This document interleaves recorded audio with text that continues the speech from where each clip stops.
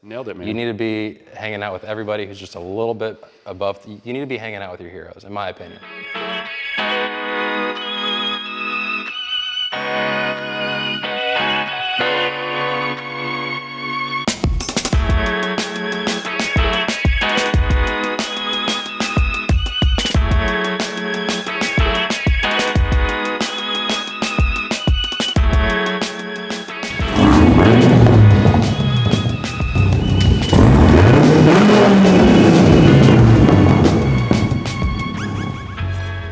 This is the first time I've ever let a Dodge in my garage. What's up, brother? What's up, How's it going? I saw you had a sign just for me when I came in. Slow kids at play. Yeah, so this is Corey Trouble, Viper driver extraordinaire, Ratcliffe. I don't know, is that your name? Yeah, pretty much. We're gonna have no fun today. None at all. I don't know if this is on, so. Are we gonna sit on your wing? Do you want? No, we don't need to. I was just, okay. Cool. We're gonna let Corey sit on the wing. I don't know. What do you, I don't really know what we're doing right now. We're just. Probably wipe this off. I can't believe you did a rally in this thing. What was it, which one did you do? Which rally? Crown Rally South. Crown Rally? Yeah, 2,700 miles in 7 days on public roads. And that was before you got the throttle fixed. That was before I got the throttle fixed. So That's my throttle's sketchy. sticking between 2,000 and 3,000 RPM. Dude, I had cruise control. It was amazing. Yeah. There you go. That was awesome. Makeshift cruise control, I guess. Yep.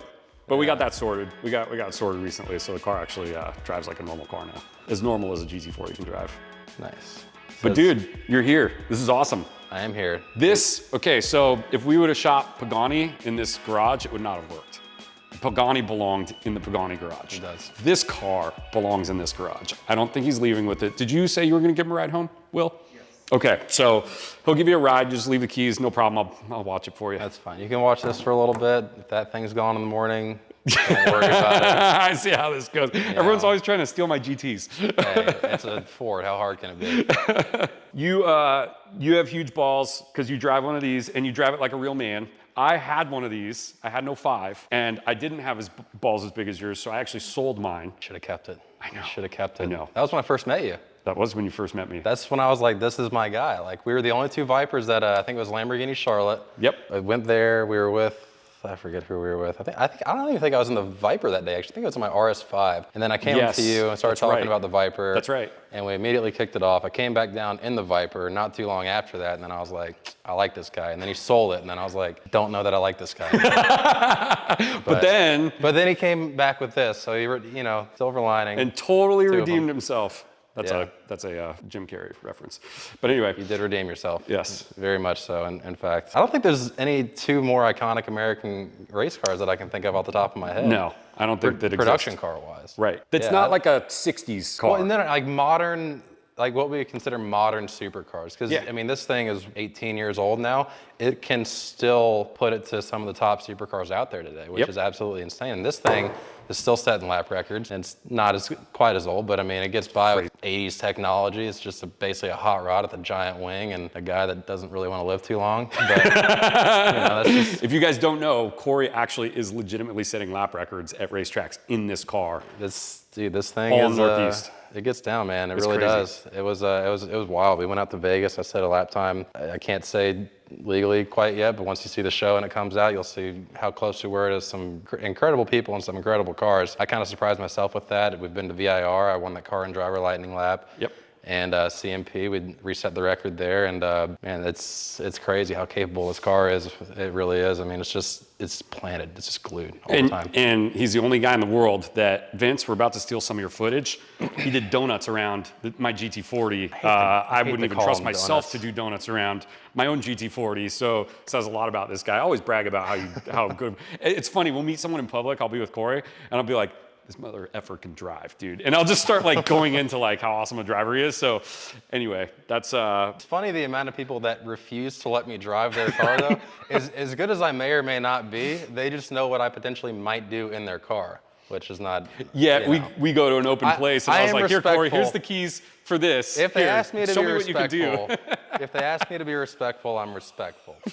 But if they ask me to do some Corey shit, I'll do some Corey shit. If you guys remember, a little while ago, we took 2 Ford GTs, and one was Sancho's, and Corey was the one driving it. So you remember Corey's been around for a while. But what was the first thing Sancho said on the phone? I think he literally said, no Corey shit or something. He literally like that. said, because I'm like, hey, do you mind if Corey drives the other car? And he's like, no Corey shit. So thanks, Sancho. Yeah. We may have done a little Corey shit, you, but not Sancho. the real Corey shit.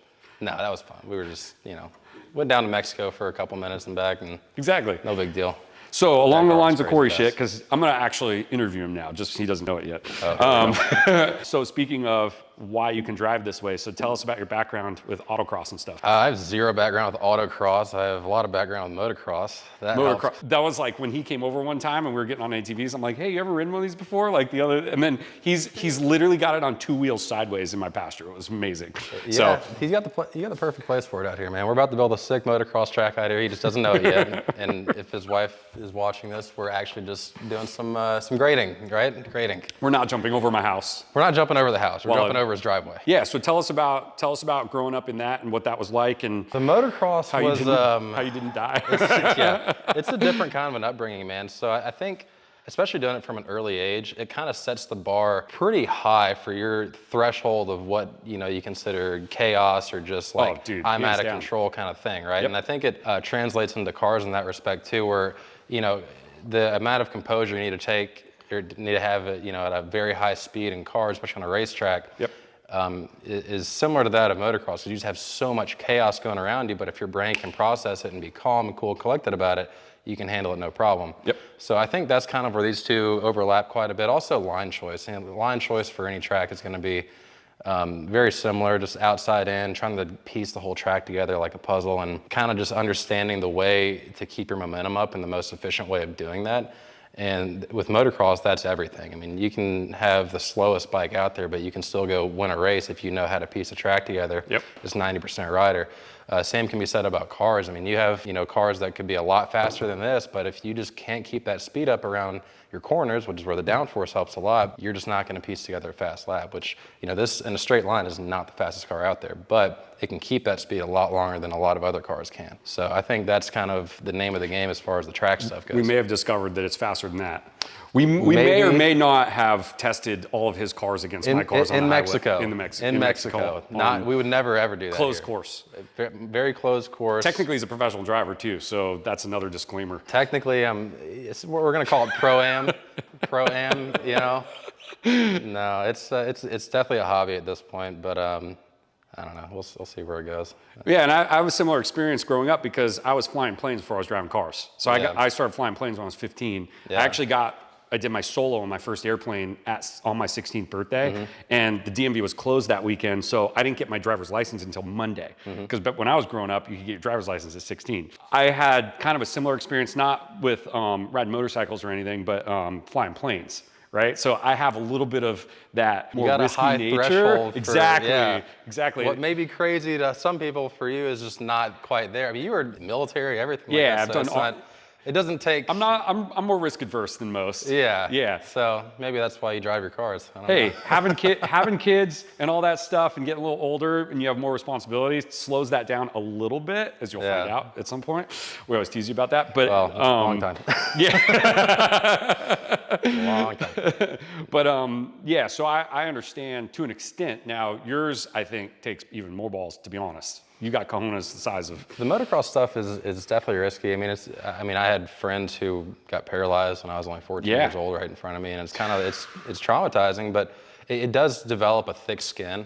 Yeah. And so I think my threshold for what really freaks me out is definitely a lot higher. And I think for anything like car stuff, you'll do 150, 160 into that backstretch at VIR, and you start losing your brakes, whatever like that. It's just like that compared to, all right, I just clicked false neutral over a 150-foot jump or whatever on a dirt bike. I know I'm going to the hospital, possibly dying in one situation. The other one's like, I got a decent chance for recovering this, so I can process it a lot better. Yeah.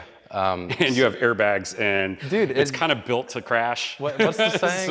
What's the saying? With age, you get a cage. So like, I don't. If I crash this car, that sucks. It's probably not going to feel great, but I'm probably not going to die. Yeah. Dirt bikes crash hard enough, there's a good chance that you're not going to make it, and if so, you may be feeling it for the rest of your life. I mean, I'm 30 years old. I got metal plates in my arm. I got no ACL. I got advanced arthritis. I don't even know how many concussions I've had. I feel a lot older than I am probably. I don't regret it at all. I think, like you said, getting a little beat up when you're younger is probably a good thing. I don't think enough kids these days go through that. No, you're right. This next generation is a little soft in my opinion, but I think developing that thicker skin at a much younger age is beneficial later on in life. And not just with cars either, you see it with business too. I mean, like, there's a lot of risk you take in business, but when you compare that to, something going wrong at, 15, 20,000 feet up in the air, or something when I'm only 50 feet in the air on a dirt bike, it's just not as bad. It's like at the end of the day, you can still walk. You can lose your money, but you can still walk. Listen, I was coming around. I was taking this couple up for a Valentine's Day flight when I was a flight instructor. It was just like a demo flight, and I'm coming in from base to final at Hawthorne Airport in Southern California, and my engine failed. Yeah. And I didn't freak out. I didn't say anything to them. I'm like, I'm choosing between the freeway and the runway. Yeah. And we landed safely. I made it on the runway. Didn't have to choose the freeway, but that's the type of situation that I was like bred and trained for. So when I get in the soup in this, we're up in the mountains, I have a little pucker moment. It's not to that same level as like, I almost died. but that's what I'm saying. You got to make a life or death situation like that. You have to make the choice right away. And you got other people in the plane too. So it's like, it's not easy to make. A lot of people just couldn't process it the way that you might be able to do. But doing something like that and getting used to it makes all this stuff easy. Or like when you're flight instructing and your student puts you into a spin, you're doing slow maneuvers at 2,000 feet like an idiot over LA, over the houses, and your student just decides to pull the power and freaking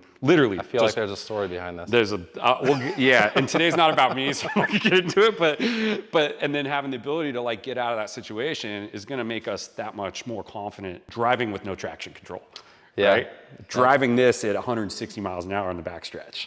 100%, 100%. So I think just having that higher threshold for chaos is definitely a huge benefit for driving and really everything in life, in my opinion. Yeah. So, but I mean, I understand why some people mitigate risk, especially you talk about once you have kids, you have other people. I want to come home to them. Rely on you. It's like it's not necessarily about the amount of risk you're willing to take. It's how much risk can they afford to lose. Yep. And it's a much different situation. I'm lucky enough. I'm young. I don't have anyone relying on me too much. So I can kind of risk it a little bit more and get away with it. You're getting there. I got to enjoy my last few years. Just, I don't have to be too risk averse yet. So we tease him because all of us in the group are pretty much married except for Corey. So it's kind of a running joke, but he's starting to feel it a little bit. The peer pressure is crazy with this group, man. It's nuts. We pressure you into it, but also not into it. For different reasons. It's honestly, I feel like, if nothing else, at least Brian liked me a lot better when I was single. They're living like vicariously through me. They'd always ask, like, what'd you do this weekend? I'm like, it's kind of nice, like with motocross we talked about, like, that's, in my opinion, a really unappreciated sport.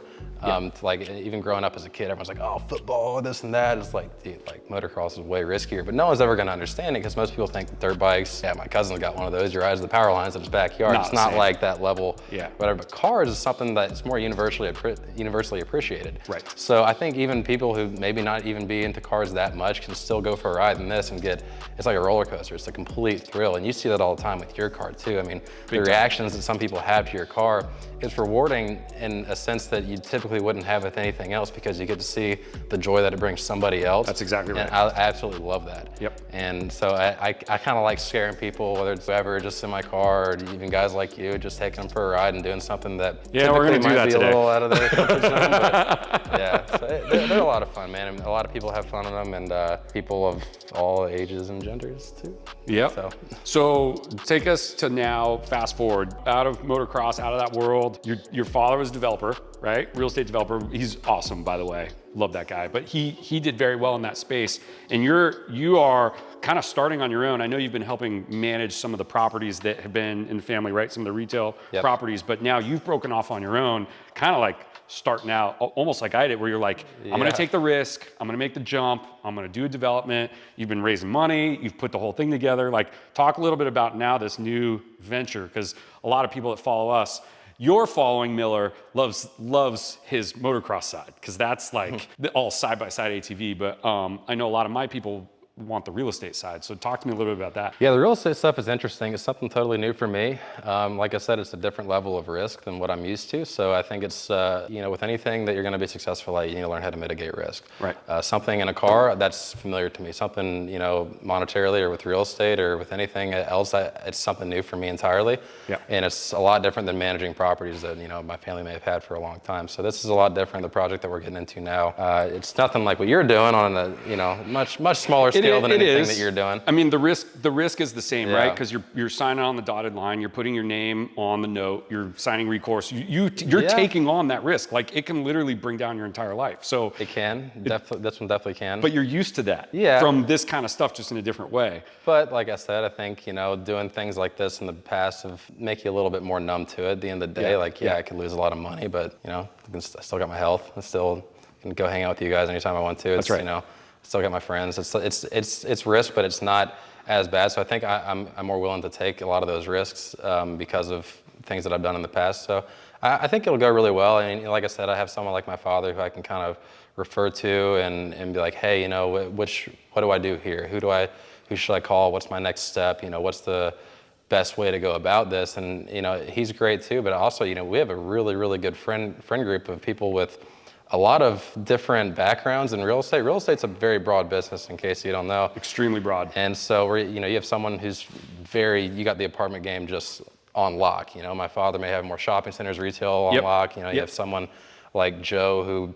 Student housing. Yeah, student housing. It's a very, very broad thing. And so I can kind of bounce different, scenarios off of each of them, and I get a lot of really good input that I may not have been able to get from somebody like my father or anybody else, just because they're not from that world. Yep. So it's kind of interesting to defer to our friends and get their perspective on a lot of different things. I think it's really beneficial, and I think that's the biggest value that I've had in my life is just the people that I've been around, the people that not only I grew up with, but the friends that have basically become our Charlotte family. And I think that's really, really cool is the amount of people that we have in our group that we can go to for just about anything. So it's almost like what Brian was saying in that last episode. If you watch that, who you surround yourself with is like pretty much number one. Yeah, well, what's the saying? It's like you're the sum of the 5 people you spend your most time with. That's right. And if that's true, I'm pretty excited about the future for sure. Me too. Yeah. I think we got a good group, and just as crazy as me and you, man. I think they're a lot of fun, and they drive their cars. More importantly, drive your cars, people. Yeah. Watch this. He's gonna clip a Pagani now flying by. So about your real estate deal, the cool thing that I've watched is that I know your dad has experience in the space, but I've also watched him kind of just literally, he's like, go ahead, fall on your face. Like, here, you're gonna figure this out. And Corey's he likes doing that quite a bit.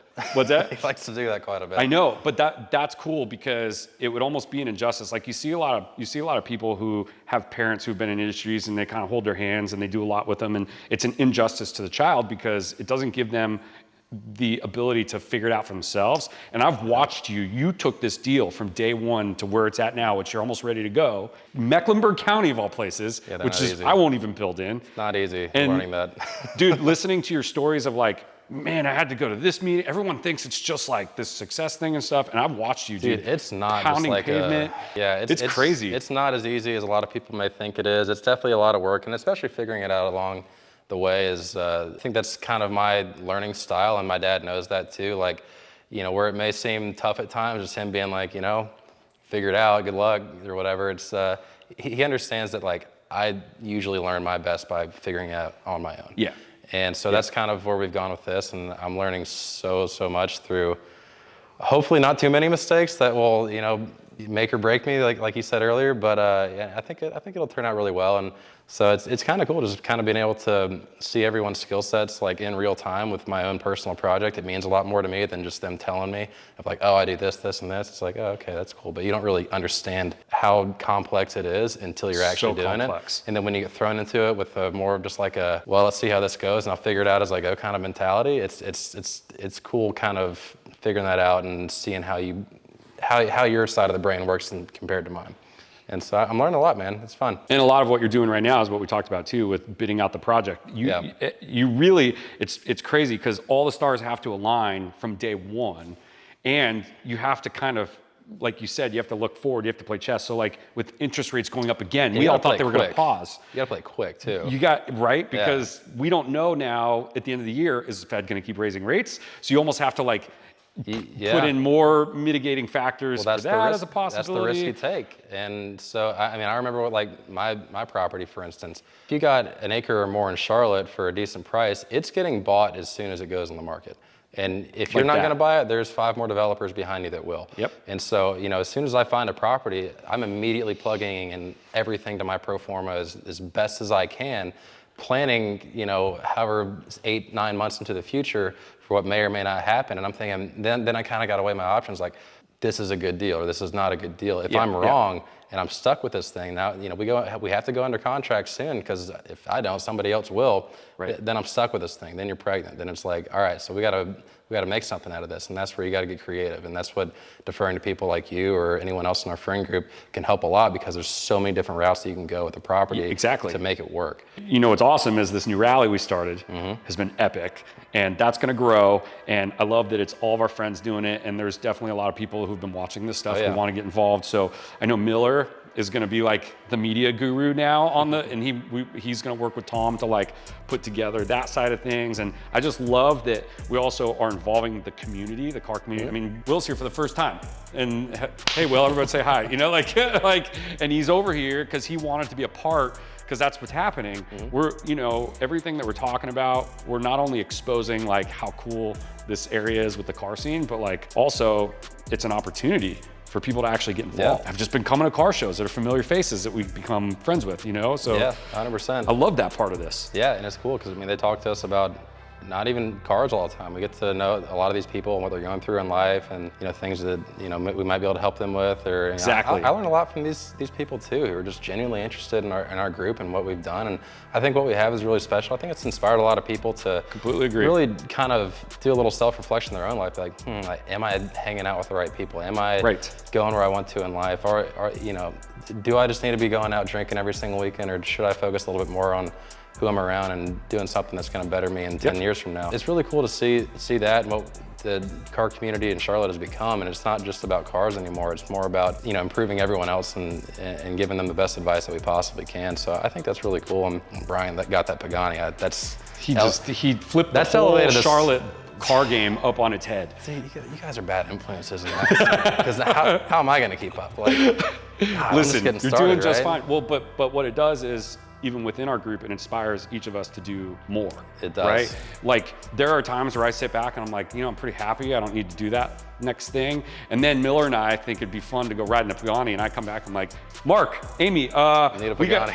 Wait, how many more projects can we do? Right, you know, I mean, that's what it does. It does, And we're doing that for everyone watching right now. We're trying to give our energy and just from hanging out. Never settle, to like help them, inspire them. Never settle. Nailed it, man. You need to be hanging out with everybody who's just a little bit above. You need to be hanging out with your heroes, in my opinion.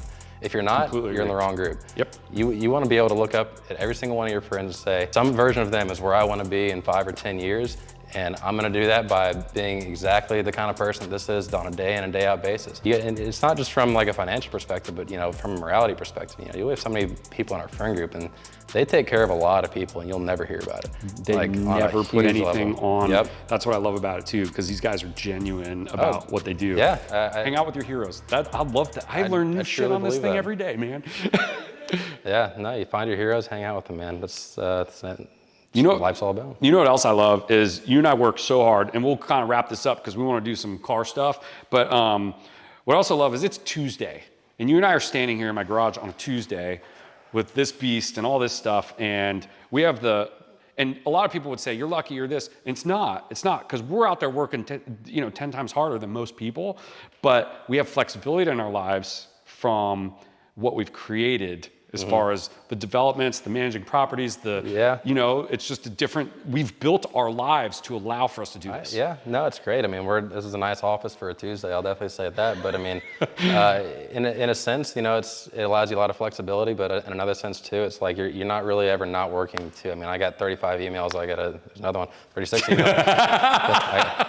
36 emails that I'm gonna have to answer as soon as I get done with this, and it never really stops. I'm sure you can get to a point, obviously, where you have a lot of passive income, but the kind of person that you are, the kind of person that I am, we don't want to. We enjoy it. We need a goal. We need to wake up. That's exactly right. Every morning with a reason to get out of bed. Right. Because otherwise, we're just gonna go board. Like, I mean, we just went to Brian's retirement party like a couple months ago, whatever, like that. And he's already bored. Already actively looking for the next thing to do. It's like any other person. You give them that, you know, situation, they're gonna be like, I'm chilling. See you guys. I'm getting an island in the Bahamas. Well, whatever. a lot of people think they're going to do that too. They think that. But then you get to that point and you're like, oh, my friends can't hang out. It's a Wednesday and I'm sitting in a pool. Yeah. Well, I think every person's built differently, and you know that's fine if you want to do that, and that's your prerogative, and you've fought your way to get to a point where you can do that. But I think the kind of person that it takes to get to that point isn't going to be the one that's going to want to settle and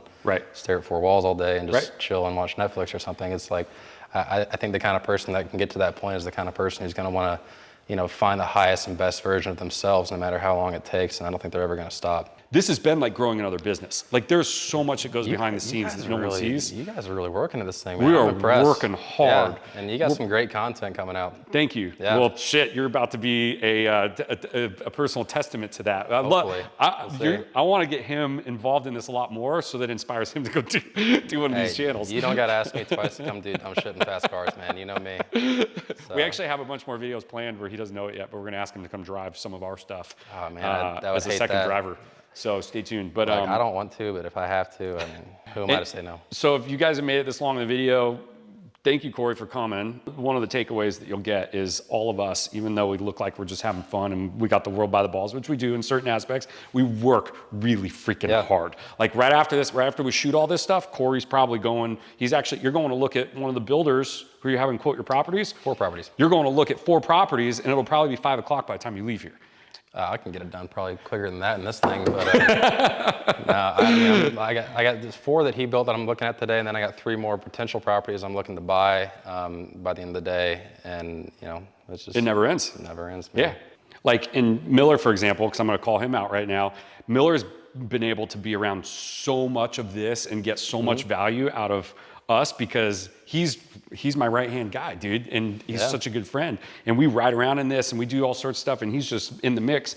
And one of the things I've been talking to him about is I want to turn him into a big media company. Yeah. And I think that's what he really wants to do. So now the opportunity to do rally. It needs to be what you want to do, man. You're good at it. You know what I mean? Like that. He's got some crazy content. But he's got Casey now, who's doing some editing. So he's probably doing some of the editing on this video, and phenomenal. And then you'll know when it's time to keep expanding. So as we progress in this channel, and you're going to hear more about it, we're going to also teach you guys how to have that mindset. Yeah, and to grow and scale. And then just you being around us, it's infectious.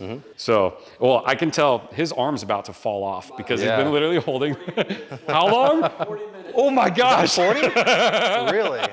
I'm so sorry. Bro, I have a tripod. God. I'm so sorry. At least put the fan on. God knows I need it. It's hot in here now. So anyway, we'll outro you. Thank you for hanging around and listening to us. I'm sure we'll cut this down a little bit. We're gonna stick around for the next episode because now we're gonna go do some stuff in this. We're gonna talk about your car, get a ride in your car, maybe see you do some dumb shit in it, and no promises. See what happens. Yeah. All right, guys, stay tuned. Thanks for coming.